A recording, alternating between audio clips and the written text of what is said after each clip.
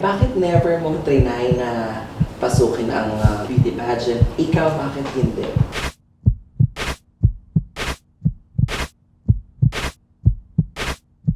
I'm scared. I'm so scared because if I join a pageant and then I lose, sira din yung career ko as an actress kasi parang binagsak ko yung sarili ko.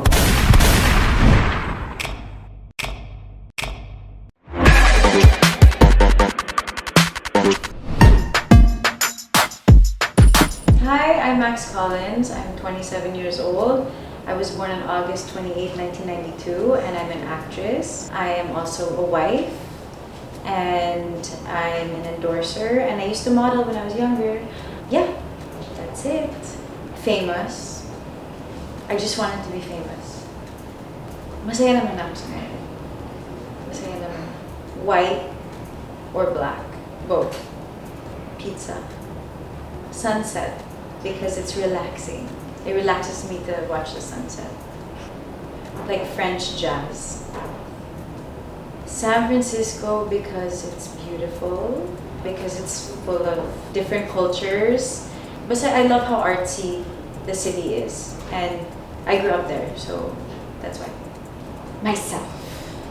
Coffee and bacon and eggs. Strawberry ice cream. Eat, Pray, Love. John Lloyd.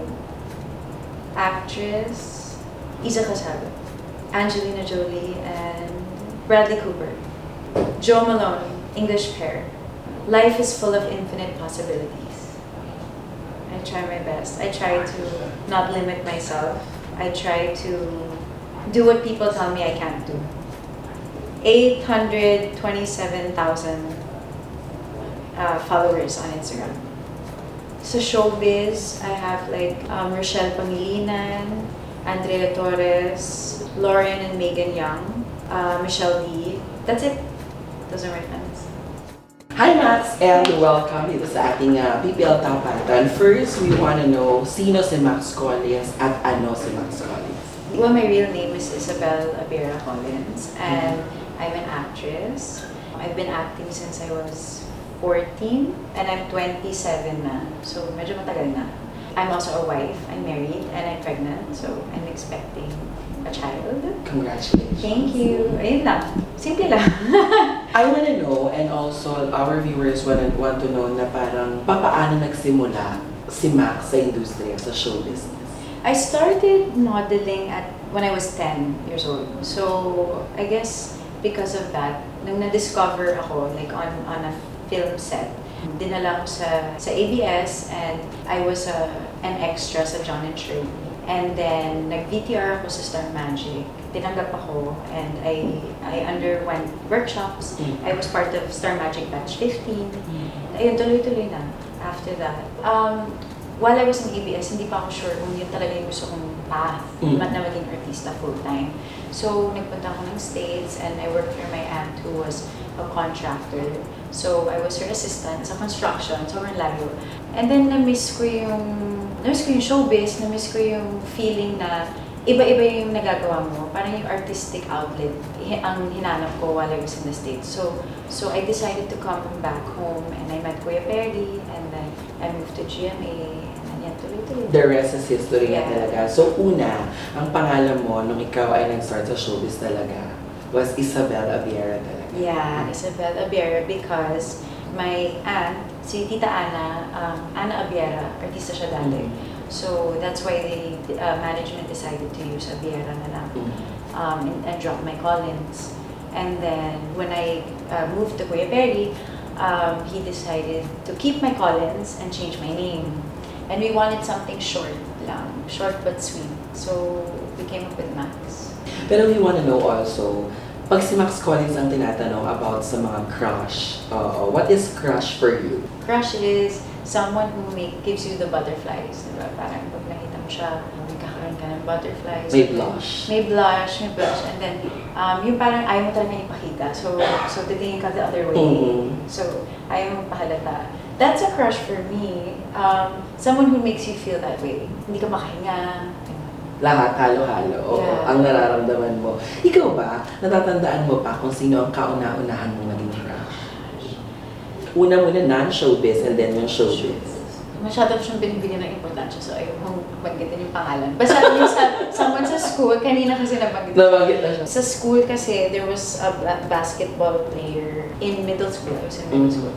And then parang siya yung honor student, siya yung MVP lagi, and basta cute siya. So siya yung crush ko talaga kasi.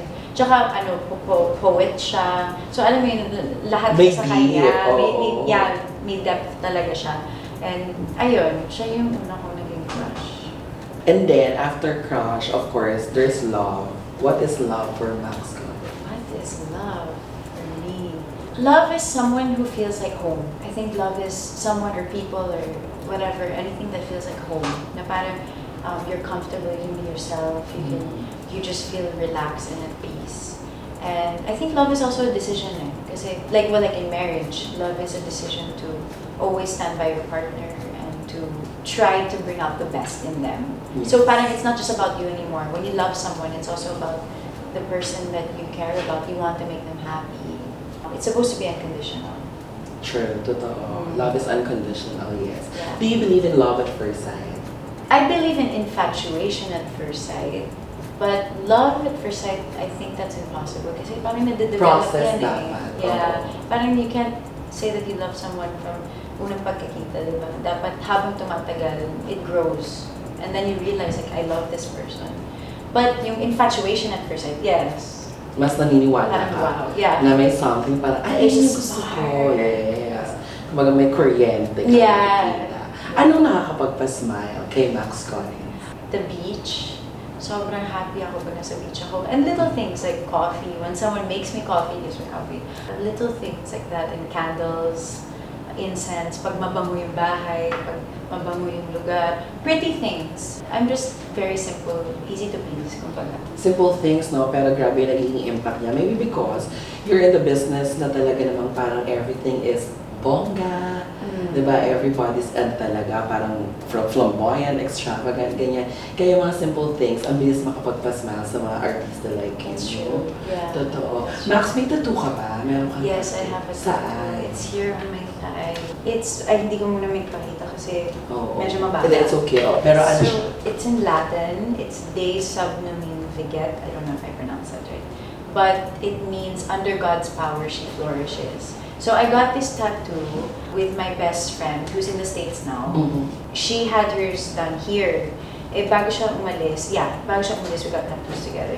But mine had to be hidden. So, pinalagay ko dito and we just wanted it to symbolize our friendship, basically. But it means something to me because I like the saying that under God's power, she flourishes. I feel like God has been so good to me and it's just a reminder. Lahat na nai-interview ko, nakakausap, kapag tattoo ang pinag-uusapan natin, bukod sa art siya, also tattoo really have yung meaning, no? Yung na makaka-relate ka na every time na makikita mo to, kaya mo siya pinalagay sa katawan mo is because of that meaning, yung symbol niya talaga. Yeah, and it's on your body forever. Totoo. Diba? Yes.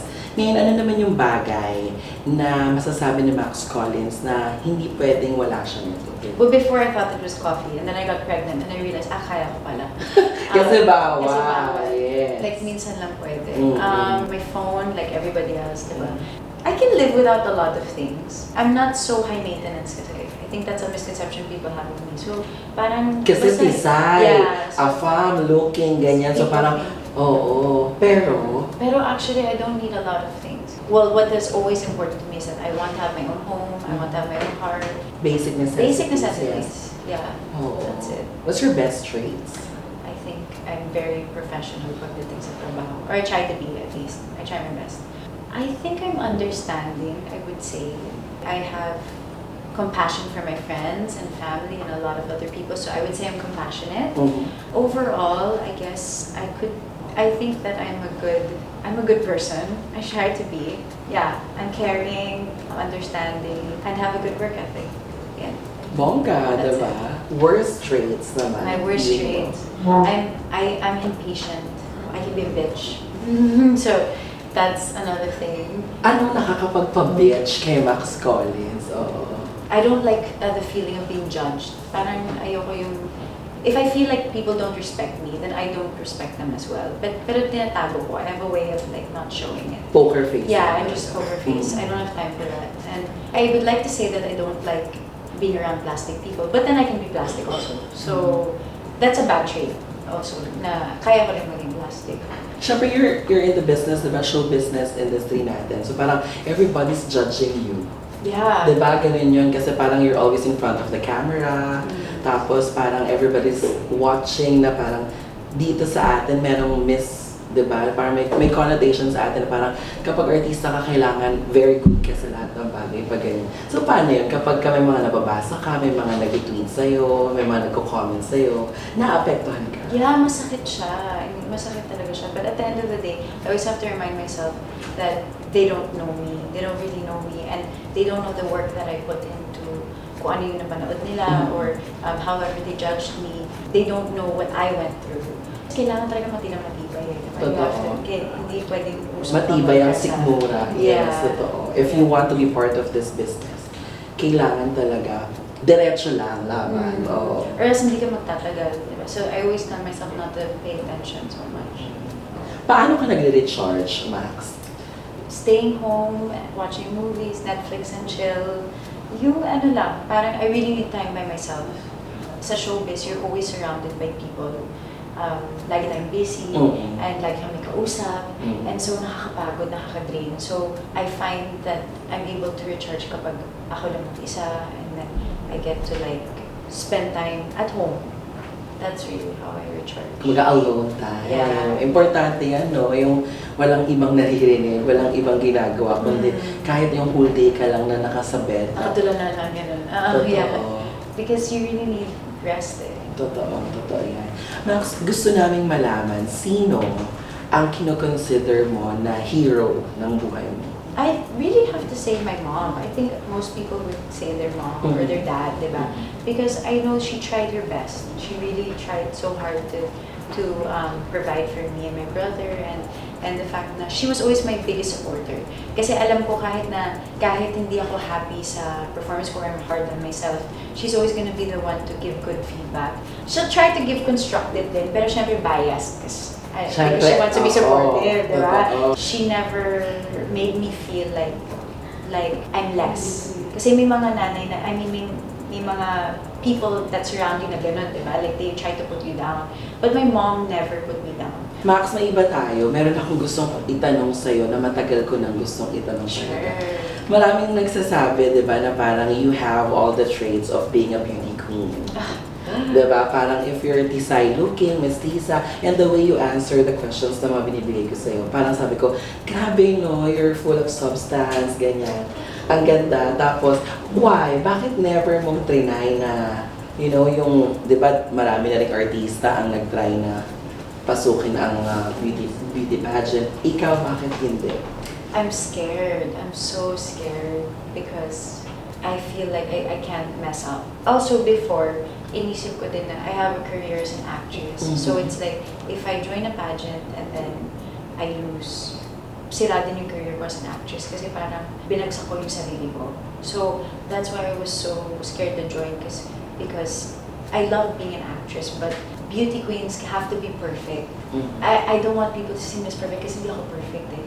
And hindi ko, yun yung fear ko is that people always have to see me as perfect, and then when I mess up, people will judge me.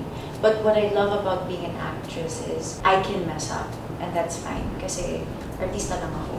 And I like playing different characters. Diba, pag beauty queen ka, people put you on a pedestal. Yes. Na dapat laging maganda. Because you always have a crown. Yes. So, laging maganda. Being an actress, you can be anything. Diba? Kahit ano ka lang, diba? Parang chill ka lang. Chill ka lang. Kahit ensemble ka lang. It's fine. You'll be part of the show. It's as long as I never mo yung best mo, diba? Yeah. And I never wanted to lose work as an actress. So, mas naging priority ko yun. Max, meron ba sa past mo na kinakahiya kang bagay?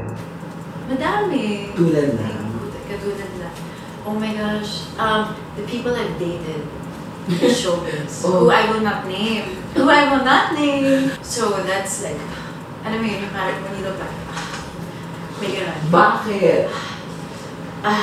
Bakit? Because I was young and I started young in showbiz. So, syempre parang may magliligaw sa'yo, like, ask you on a date. So, parang payag ka kasi pag-gets ka, parang you feel like, parang okay lang to meet Part people. of enjoy Enjoy. Yes, Yeah, so, and like, now I just cringe when I think about those people. Like, bakit? Sana I didn't hang out too much with showbiz people. I think that it's a different world. Like, it's really nice to have your own world outside of showbiz kasi mas nagiging tao ka.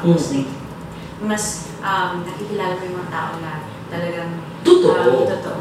Hindi kasi aminin naman natin, yung sinasabi mo about sa showbiz, diba, parang hindi naman bago. Parang lahat tayo, aware tayo na may word na showbiz, na parang napakahirap magbigay ng trust talaga. Kasi parang, di ba, everybody wants to be on top, everybody wants to be na sila yung always in front of the camera, ganyan. Mas okay yung sinabi mo na ang pagiging to humanize ang isang tao talaga is nasa labas ng industriya din talaga.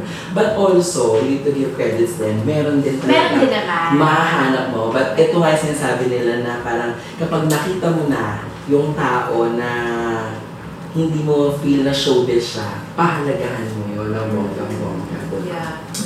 Max, would you rather be crazy rich or deeply in love? Crazy rich because parang love can compensate for all of everything that you lack with money, diba?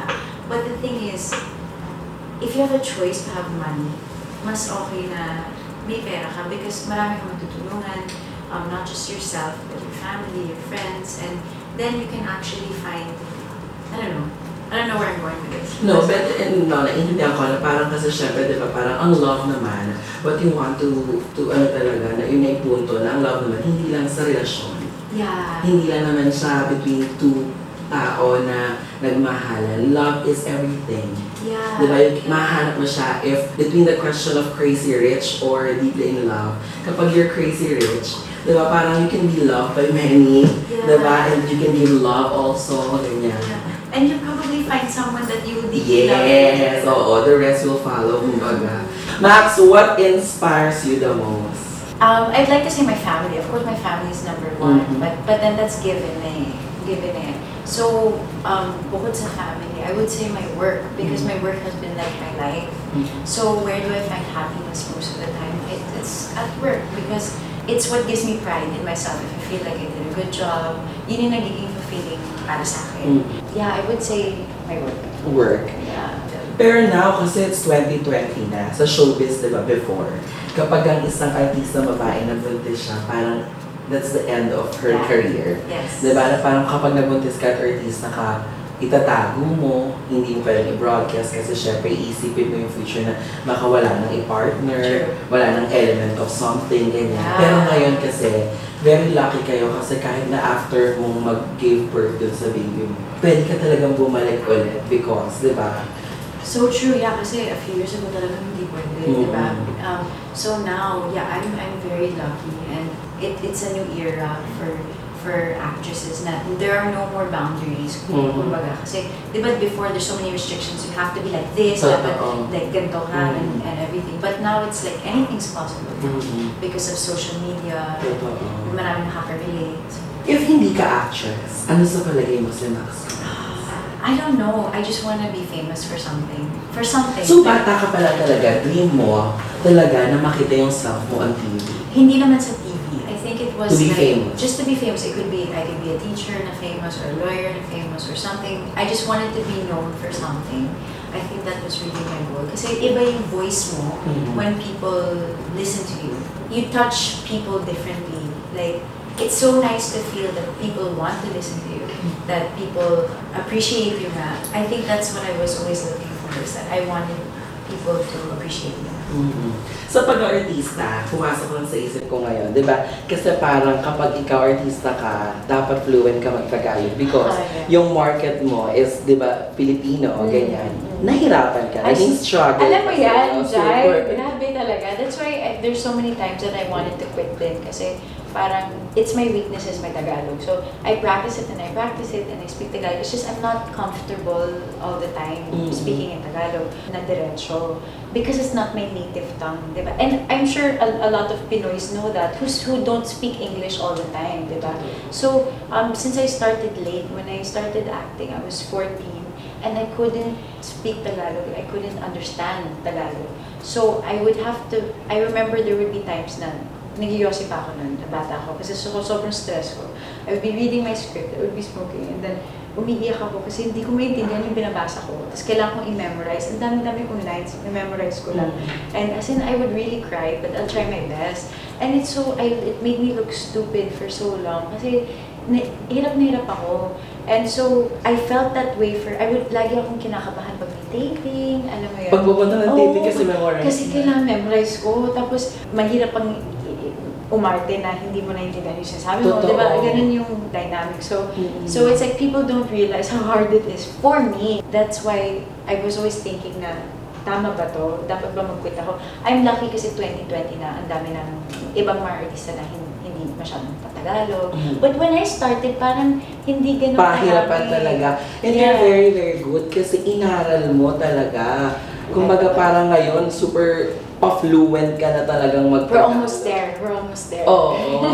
Ano yan? Sarili lang? Sariling sikap na kailangan kong mag-aral? Kumuha ka ba ng personal teacher? In the beginning, it was more of, nanood lang ako ng mga teleserye and then binabasa ko yung subtitles. So sa subtitles talaga ako natuto. And then after that, my mom was trying to help me din. Kasi my mom's Bisaya. So, Bisaya or English. She doesn't speak Tagalog. But because of me, she started speaking Tagalog. So sa bahay, nagtatagalog kami. And then, asawa ko din, Tagalog. So that, malaking bagay yun, malaking factor yun. Na talagang mas nabilis mo na-adapt yung language talaga ng bonggang-bongga. Oo. Kapag ganyan, Max, sa pag-i-English at sa pagtatagalog mo, may natanggap ka na bang mga tweets, messages na parang, eto naman si Max, yung dila, baluktot, may mga gano'n? Maraming gano'n. Yeah, maraming gano'n. Pinapansin mo? Sakit. It's true naman, di ba? So, wala naman akong masabi. But, na-appreciate ko pag may mga nababasa akong comments like sa YouTube na gumaling siya sa Tagalog or parang she's better than this artista at Tagalog or something like that. Na-appreciate ko yun kasi grabe, hirap na hirap ako and then hindi mo papansinin yung paghihirap ko, mas papansinin mo pa yung baluktot na dila ko, diba? Ang sakit. So, ayun. Totoo, parang binigay ko na nga lahat. Grabe, may puna pa rin talaga. Pero in fairness, ang daming happy. Isa na ako doon. Nung ikaw ay unti-unti na nilalaunch as one of the prime leading ladies, diba? So, meron ka bang pangarap na makatrabaho na leading man? O ano yung dream role pa na gusto mong gampanan na never mo pang na-try? Actually, ang goal ko lang is makatrabaho yung mga pinakamagaling na directors or yung notable, kumbaga. I don't wanna say like pinakamagaling kasi they're all magaling in their own way. I like the fact that I work with almost everyone. Like in my network, I work with almost everyone. And so, my goal is always to work with people I haven't worked with before. Wala naman specific yes. Yeah. Oh. And projects, it's not more of the role, it's more of the directors. And siguro kung ano yung... Kasi I really want to do movies that are of substance. It means a lot to me because even if it's not about me, even if hindi ako yung bida, just to be part of a movie that has substance, that makes a big impact on other people. Ang sarap sa fulfilling. Yeah. So yun. Greatest fear ni Max Collins? Being a bad mom, being a bad wife, failing in my marriage, failing at home as a mother, something happening to my family. That's my greatest fear. But like sa career naman is losing everything I worked for, losing the respect of the industry, of the audience. Yeah. Greatest dream? Ako, it's just like I want to get better as an actress. Of course, my dream is to do something abroad that would get noticed. Yeah. But that's just a dream. But, you know, never know. Oo naman, madali yan. Siyempre, hindi natin masabi talaga. Pray lang. Totoo. Minsan nga, hindi mo namamalayan na, ito na pala yung dream ko dati. Ginagawa ko na. I'm living the dream already. That's true. Diba? That's Kapag true. dating pinangarap mo lang, pero minsan, in the middle of, parang, ay, ito yung dati kong pinangarap, hindi natin na mamalayan, andun ka na. Parang may epiphany ka na, ay, like before, you Gusto ko lang, yeah. yes, totoo. Max, 10 years old na Max Collins, kakausapin mo siya. Anong sasabihin mo sa 10-year-old Max Collins? You will lose weight. It's okay. The struggle will end one day. I was so chubby when I was 10. As in, the reason why I mentioned that is because that really took up all of my like my thought process, kumbaga. Kasi every day is like, how do I lose weight? How do I lose weight? Tapos habang kumakain. Alam mo yun, parang I think I was a very... 10 years old? Yeah, I was like 10 years old. I was a very compulsive eater, or anong tawag din? What do you call that when it's like you're emotional eater? So parang nagkaroon ako ng ganon. So I would always dwell on it and obsess over how to lose weight. But then after that, I moved to Boracay, and then I made friends and played sports, and I lost weight. But that's why I would tell my 10-year-old self, you will lose weight. And one day, you won't have to worry about it. Like, don't stress, girl. That's it. Chill. Yeah, just chill. Relax ka lang. Be a kid. Be a kid. Enjoy your childhood. Yes. Oo. 15 years from now, ano naman ang sasabihin mo kay Max Collins? I hope you did your best, and I hope you're happy. And I hope wala kang regrets sa buhay. Sana nagawa mo lahat gusto mong gawin. What's your greatest purpose in life? It's selfish to live a fulfilled life. Dapat kasi, di ba, pag purpose, it's like, I want to add value to the lives of others. That's how I feel about, as a whole. Yes. Yeah, my purpose is, I would love to add value to all the lives of people that I've touched. But then for myself, my purpose in life would be to live a fulfilled life that I can be proud of. And we have a new beauty queen. Wow! Kaya, Max, nung dumating sa'yo si baby, in-announce niya siya, tapos parang ito, family yung next na focus mo ngayon, ganyan. Na-pressure ka ba? Na parang, wait, magiging pregnant ako. Yeah, because it was unexpected. And then, alala ko after ako nag-pregnancy test, so it was positive. So, umakit ako sa taas sa balcony namin sa bahay. Tapos, umiyak ako. Dumating si Pancho. Ba't ka umiiyak? Pero nakangiti siya. Tumatawa lang siya habang umiiyak ako. Ba't ka umiiyak? Sabi ko, it's not about me anymore. It's not about me anymore. Hindi na ako makakapag-travel. And ang dami kong gustong gawin bago ako magkaanak. It's so selfish. Everything's selfish. Tapos, tawa lang siya ng tawa. I was so happy. And then I talked to a lot of other pregnant or expecting moms. Sabi nila, ganun din daw yung reaction sa kanila. Reaction nila.